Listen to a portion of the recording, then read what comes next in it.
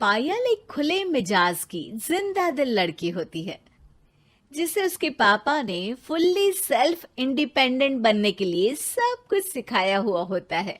एक शाम पायल अपनी बाइक पर सीटी बजाते हुए कॉलेज से घर वापस पहुंचती है, जिसे देखते ही उसकी मम्मी गुस्से में पूरा घर सिर पर उठा लेती है।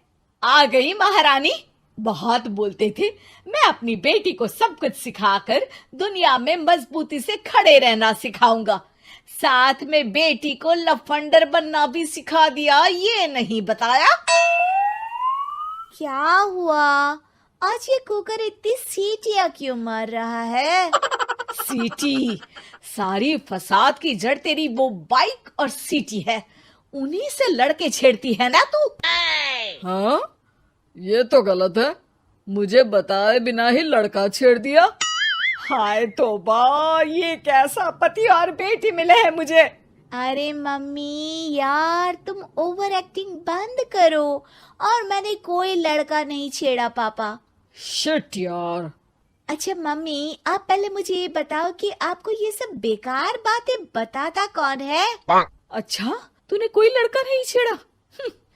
अरे वही शर्मा आंटी, वही बताती रहती है, पर उसकी खबर तो मैं खुद ले लूंगी। अच्छा मेरी प्यारी बेटी, थक गई होगी ना, जाकर आराम कर बेटा। अचानक मम्मी को गर्म से नरम होते देख के पायल और उसके पापा कंफ्यूजन में एक दूसरे को देखने लगते हैं। आंखों से कुछ इशारे होते हैं और पायल वहां से चुपचाप चली जाती है। जिसके बाद रात को घर में सबके सोने के बाद दोनों पापा बेटी छत पर मिलते हैं। क्या खबर लाए हो? अरे तुम्हारी मम्मी तो हमसे भी तेज निकली, कोई खबर नहीं मिली। क्या यार पापा, पता नहीं अब मेरी मदर इंडिया कौन सा बम फोड़ेंगी। इसी के साथ दोनों अपने कमरे में वापस जाकर सो जाते हैं। अगली सुबह पायल जैसे ही कॉलेज जाने के लिए तैयार होकर कमरे से बाहर निकलती है तो उसकी मम्मी उसे लड़के वालों के सामने ले जाकर खड़ा कर देती है। जी, ये है मेरी बेटी पायल, थोड़ी चंचल है लेकिन बहुत नेक दिल और होशियार है। देखते ही देखते कुछ घंटों में पायल और शुभम का रिश्ता पक्का हो जाता है, जिसके कुछ दिनों बाद पायल शादी कर अपने ससुराल पहुंच जाती है। सोचा था मम्मी कोई बम फोड़ेंगी, पर उन्होंने तो सीधा मुझे उम्र कैद की सजा ही दे दी। बहू, अब उम्र कैद समझो या बम, रहना तो यही है, निभाना यही है, इसलिए छिछोरी हरकतें बंद करनी होगी। है? ये आप क्या बात कर रही हो? मैंने क्या किया? इतने मासूम ना बनो, मुझे तुम्हारे कारनामों के बारे में सब अच्छे से पता है।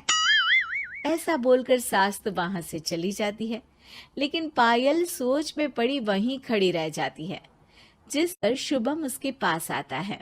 तुम मम्मी की बात का बुरा मत मानना, वो पड़ोस वाली आंटी ने उन्हें तुम्हारी बाइक चलाना, सीटियां बजाते हुए घूमना, बेधड़क सबसे बात करना वगैरह जैसी कुछ बातें बता दी है, जिसे सुनकर उन्हें गुस्सा आ गया है।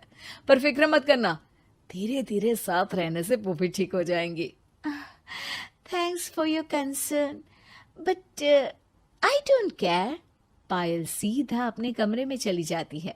अगली सुबह कॉलेज जाने के लिए तैयार हो सीटी बजाते हुए कमरे से बाहर निकलती है, जिसे देख सास गुस्से से तिलमिला उठती है।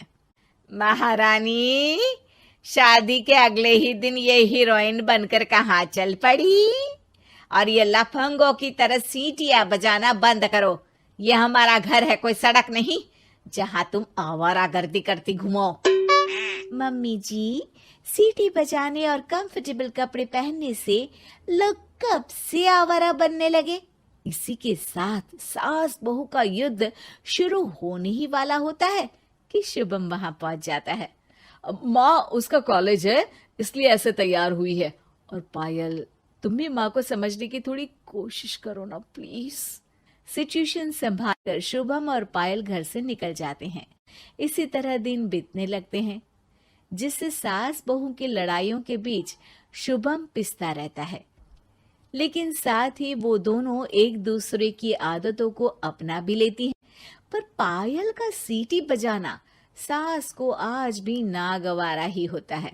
आसमान गिर जाएगा, धरती फट जाएगी, पर इसकी सीटी ना जी ना, कभी बंद नहीं होगी। अरे मम्मी जी, जब आप मेरे कुछ बोले बिना सीटी से ही समझ जाती हो कि मैं क्या बोल रही हूँ, फिर इसे बदलने की क्या जरूरत?